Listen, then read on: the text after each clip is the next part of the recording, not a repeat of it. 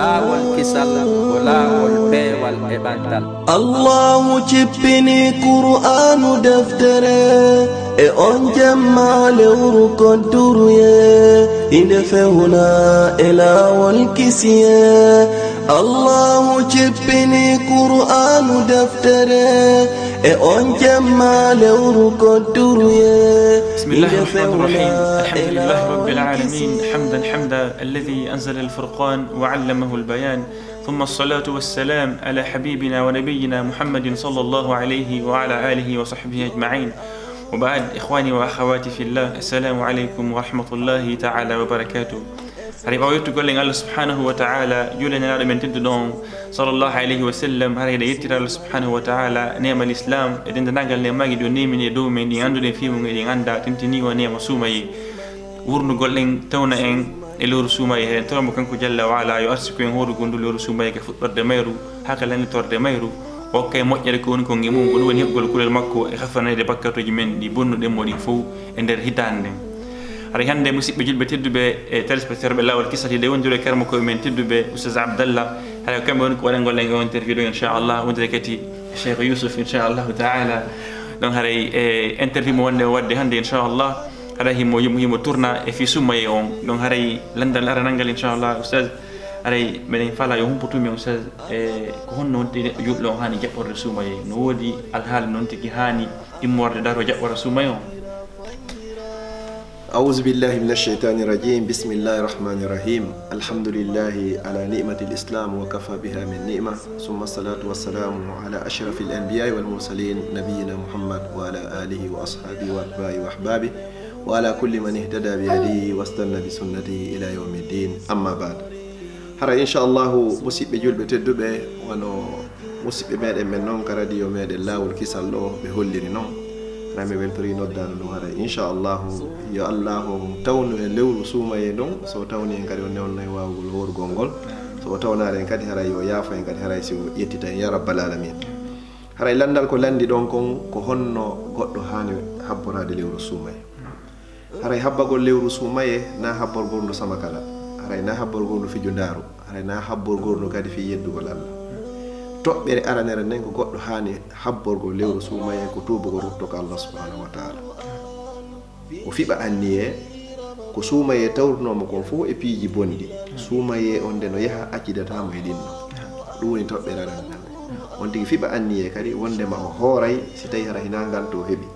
o fiɓa anniye kadi o daroto o naafa si tawi wona nganto heeɓi. o fiɓa anniye kadi wondema haray o hebbinayi janngugol alqur'ana e nder ndu lewru suumaye.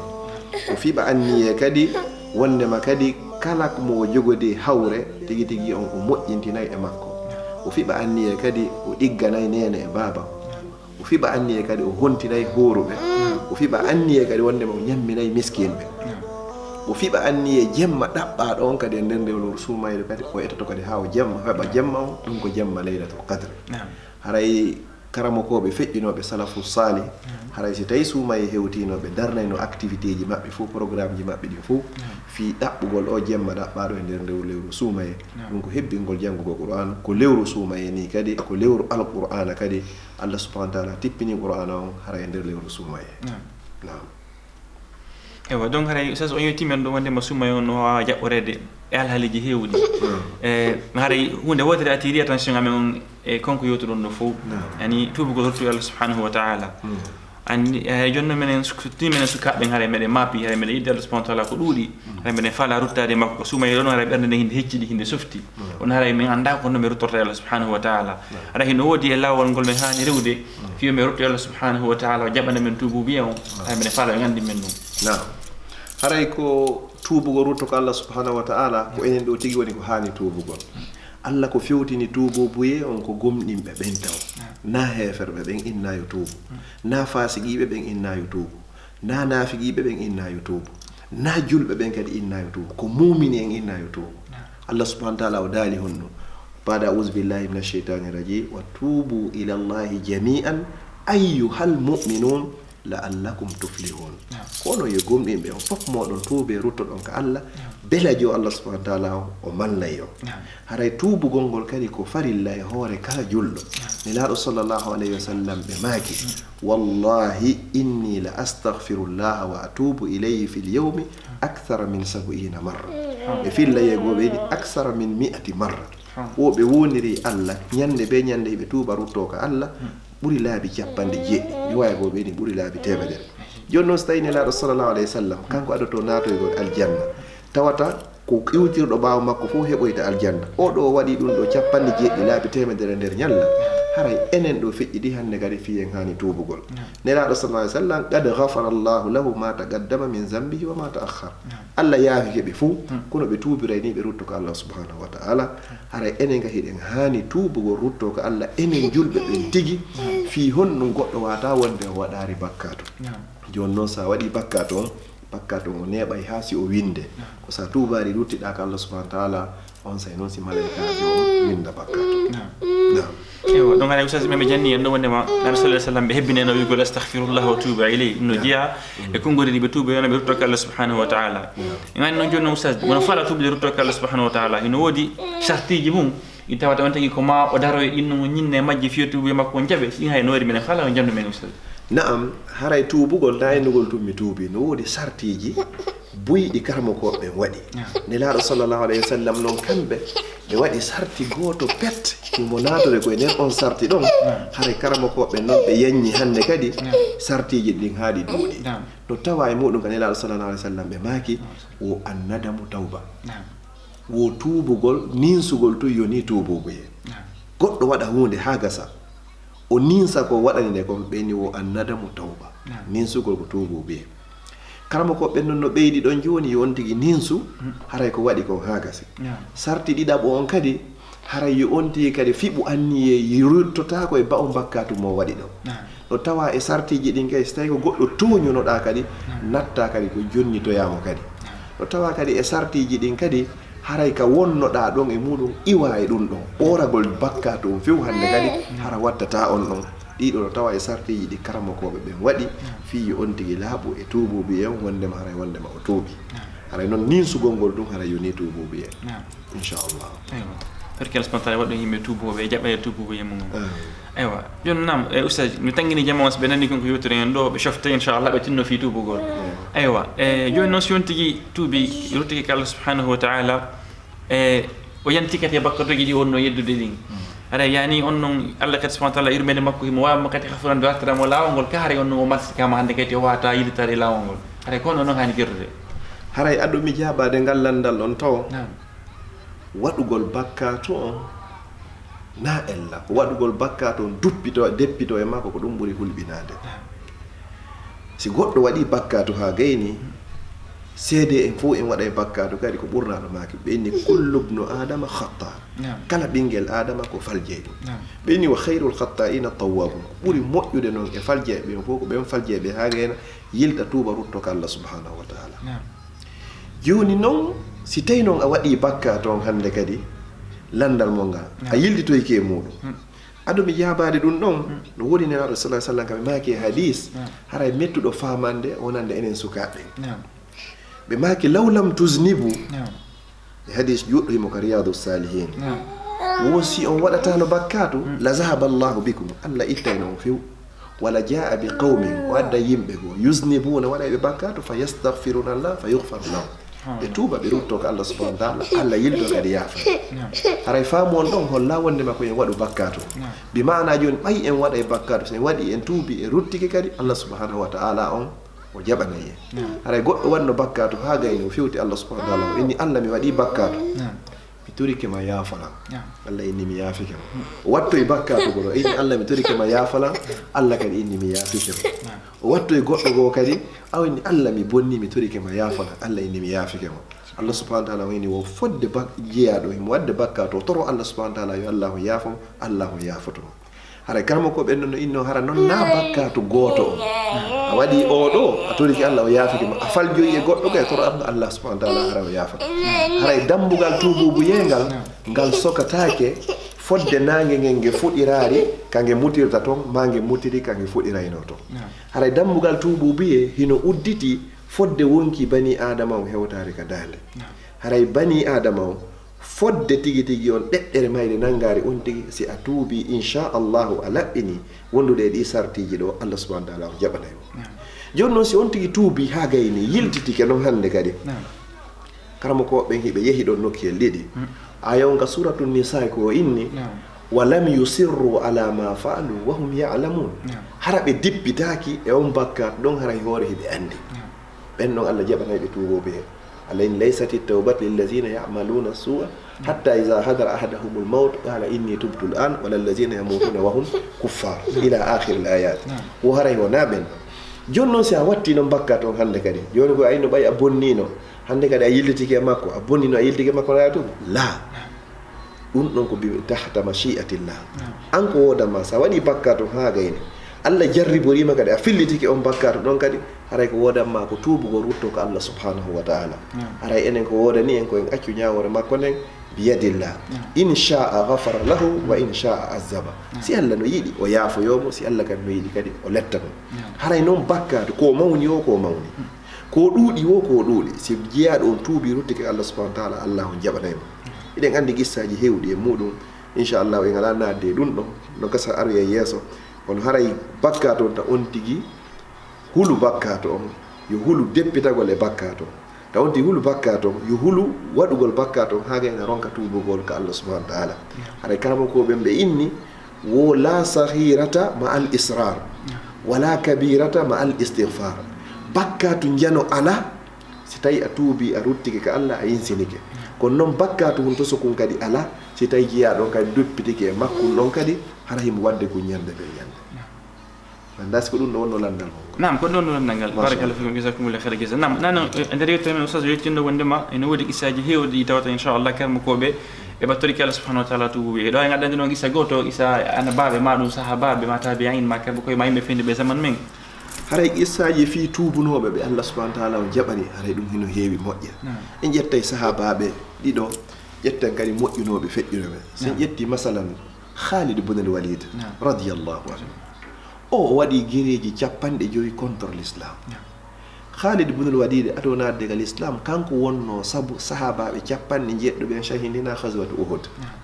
oɗo o tuuboyi Allah subhanahu wa ta'ala jaɓanimo hanilaɗo sallallahu alayhi wa sallam jammima ko sayfullahi al-maslul o waɗi kadi guereji 50 kadi fino l'islam o avancera kadi l'islam o kadi avance kadi e juuɗe makko kadi ɗum ɗo ko misal sen ƴetti joni wano o wiyeteɗo Wahshi radiyallahu anhu ko warno Sayyidina Hamza yawmu Uhud ñande ghazwat Uhud o tuubi o rutti ka Allah subhanahu wa ta'ala ayeje boyi tippino fi makko o sikki tawi o gayni taƴade kono Allah subhanahu wa ta'ala tippini aya ɓurɗo fotude wonande neɗɗo waɗɗo bakkatu fuu sa jangi on aya ka suratu Zumar ka Allah subhanahu wa ta'ala o daali qul ya ibadiya allazina asrafu ala anfusihim la taqnatu min rahmatillah o noddiri kadi jeyaɓe waɗɓe bakkatu ini ko wono yo jeyaɓe am fantimɓe bakkatu feƴƴintimɓe bakkatu waɗi ha bakkatu hay o hebbini leyɗele ɗen jeeɗi e kammol ɗin jeeɗi kono hara shirku ala to wo sa tuubi a ruttike ka makko o jaɓante o innuma kadi ka garantinsangol ma wallingol fondema la taqnatu min rahmatillah watta on taƴo yurmede Allah nden o watti honno yeeso ɗo inna allaha yaghfiru zunuba jamia Allah ko yaafotoɗo bakkatuji ɗin fop innahu wal ghafuru rahim kanko woni yaafotoɗo ko kanko kadi woni yurmeteɗo oɗo ko qissa ɓeɗo seeɗa sen ƴetti kadi aaden goto o warno wonkiji 99 e hoore tooñe ɓay o waɗi ɗiɗo fop o yehi o landoye neɗɗo rewowo Allah kono tamo faama dina moƴƴa o inni est ce que miɗo wawi tuubude o yeyni a wata tuubude o wari on noon o timmini temedere hande kadi oɗo hande kadi kono hande woni tawi o ninsi ko waɗi kon o yehi o yiidoye e karamokojo gando faamuɗo anduɗo masalaji dina o inni mi wari wonki 99 mi landike o ɗasmi wawi tuubude o inni mi wata tuubude on ɗon kadi mi warimo halli min tawba est ce que miɗo wawi tuubude o inni ala hay hunde ko heelay ma hakkude ma e tuubuɓe tuubu kono sardiji mum no woodi o inni a yiwa e ndi leydi ɗo ko leydi yimɓe bomɓe ni yaha leydi nokkel kaari donc yimɓe moƴƴuɓe rewida e maɓɓe ton Allah neɗɗo ɓay o ninsi ka ɓernde makko yeru ko ninsi kon o immi o yehi ton o yehi ha ka lawol ɗum Allah subhanahu wa ta'ala immini malakul mawti on ari wari bono malaikaɓe yurmede ɓen e malaikaɓe lette ɓen ɓe adodiri e hoore fuu rew ɓeeɗa inni ko aljanna o yahata ɓeeɗa inni ko yiite o yahata malaikaɓe lette ɓen ɓe inni o wari wonkiji temedere o mara hande kadi hay hunde ko naɓimo aljanna ɓeeɗa inni o wari wonkiji temedere kono o ninsi ko ɗum ittimo ka makko himo yawde leydi karire ka yimɓe moƴƴuɓe woni toon haray ko ɗum holli neɗɗo fof neɗɗo yo eto wonda e moƴƴuɓe ɓe sa wondi e moƴƴuɓe bisimillah e moƴƴe e tawi ko ɓeeɗa kadi noon haray ɗe mooli Allah yo Allah on dande e bonugol ngol haray o yeehi ɗon Allah subhanahu wa taala on immini malaikaji yoɓe mesir leydi ndi jogande makka o iwi ɗon ha kaw maayi ɗum e jogande makka o maayi ɗon ha ka woni e yawde ɗon kaw ɓuuri ɓadorade o hara yo ɓen ɗon ƴettumo ɓe mesiri tawi hino fota nede kaka hakkunde woni ko o maayi Allah subhanahu wa taala on wahyini e leydi ka wonno yahude toon yoni ɓador embere cuɓal riwaya go ɓe yeeru inni embere sogonal ɗi ɓadori biru ɗum ɗon malaikaɓe yurmene ƴetti oɗo naɓimo ko aljanna ndaare oɗo warɗo wonkiji temedere sabu ninse makko ɗen pop o laɓɓini ka ɓernde makko Allah subhanahu wa taala jaɓanimo sen ƴetti kadi gessa wano mbileɓe firawna ɓen bileɓe firawna ɓen ɓuuri duuɓi 60 ko bileyagal bileyagal noon no tawa shirku ɓurɗo mawde o nde nelaɗo sallllahu alayhi wa sallam landino ɓe inni on accata mi yeeya toon bakkatuji jeeɗɗi halkayɗi ɗin luttinoyɗi jiya ɗon ka nder yiite jahannama ko ɓe fuɗɗono ko al ishraku billah ko sirkal ngol Allah ɓe noon a sihro hoti bileyagal ɓeɗo koye ɗum ɗo ɓe wurno kono ɓay ɓe ukkodiri e annabi Moussa alayhi salam ɓe yii ɓe andi pellet Moussa oɗo nambile yagal o jogi pellet ɗum ɗo ko min Allah ko iwruɗon ko Allah ɓinno amanna bi rabbil alamin rabbi Moussa wa Harun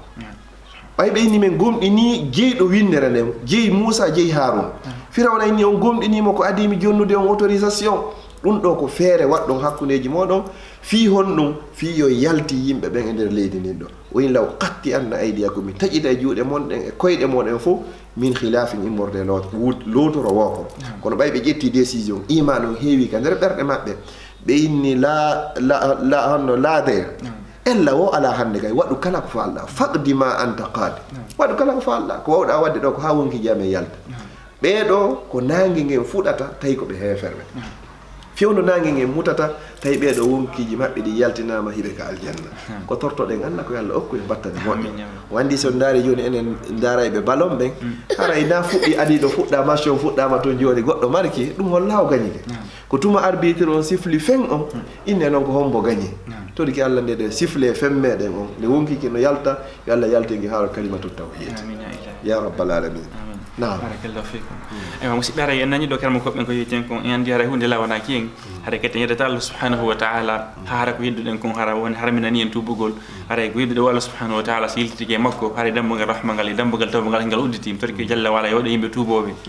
oustaz joni noon haray min faala yo wassano inchallah wonɓe darde men ɗo ɓen hannde par rapport e ko ɗum ɗo fof par rapport e ko ɓuuri hatto jinnen kon ka communauté min gesa man men o inchallah hara min faala waɗange wasiye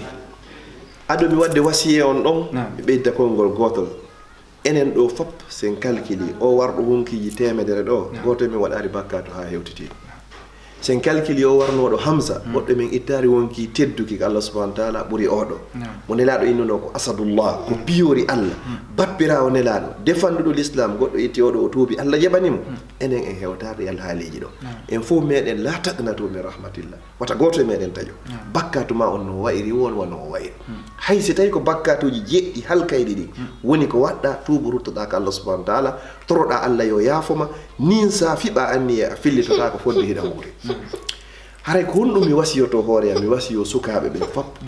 koye ɓe duumo e kulol Allah ɓe duumo e honɗum kadi rewgol Allah subhanahu wa taala e hebbingol istighfar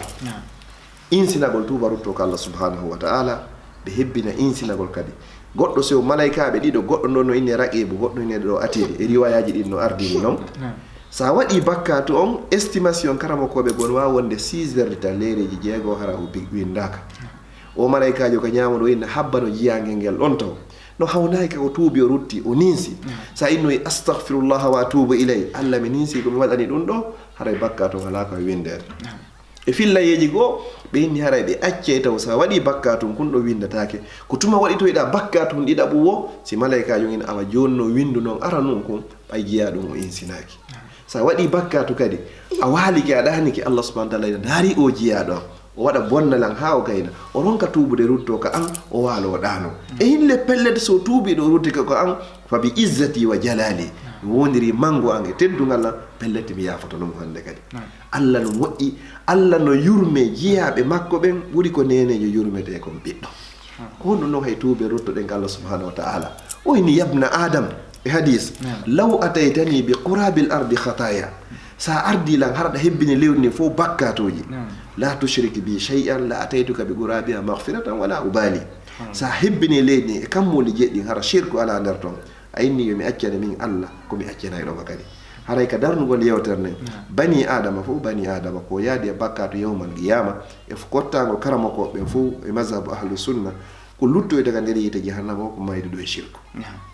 amma bakkatuji luttuɗi ɗin fop Allah subhanahu wa ta'ala hino yaafoɗi so won tigi tuuɓi amma no mo maydi e shirku haray ɗum Allah yaafotako dalil meɗen e muɗum e laara sallah sallam e maaki man mata la yushrik billahi shay'an dakhala aljanna wa man mata yushrik billahi shay'an dakhala annar aw kama gal kala mayɗo hara o sirkanta Allah hay e hunde o naato e aljanna holo mayi kala mayduɗo e shirku on o naato e yiide jahannama haray ko shirku o woni Allah subhanahu wa ta'ala woni o yiɗa yo Allah dandu en kadi shirkal ngol mo hara hiɗen andi yo Allah dandu en kadi shirkal ngol mo hara en anda kadi haray mi wasiyo suka ɓen fuu wata won tigi inno fewno ɗo komi paykum ƴiiƴan keccan diway Allah ko ɓuri yiɗude ko dewal paykum so ndaari jeeɗɗoɓe ɓe Allah ɗowdinoyta ɓen ka ley ɗowdi arsi makko yawmal qiyama ko sukaɓe tun o wi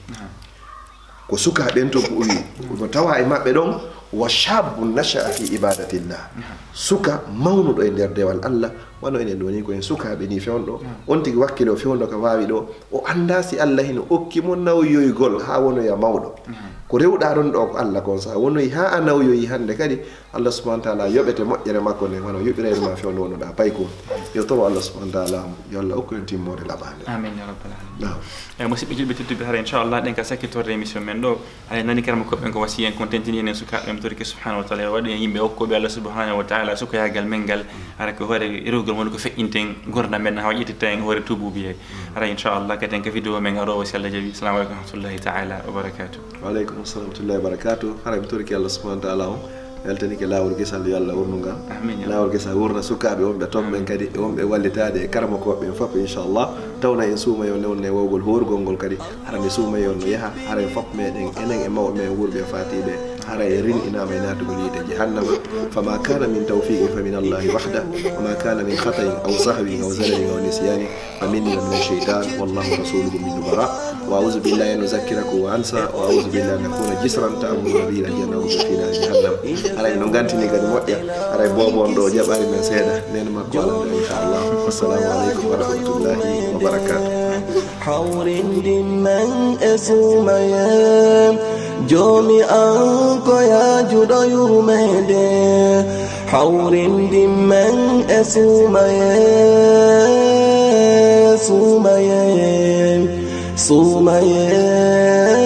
barkinandu sumaye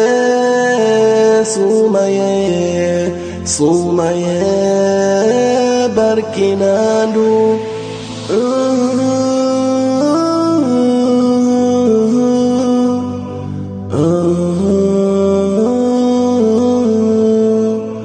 lawol kisal ko lawol peewal e bandal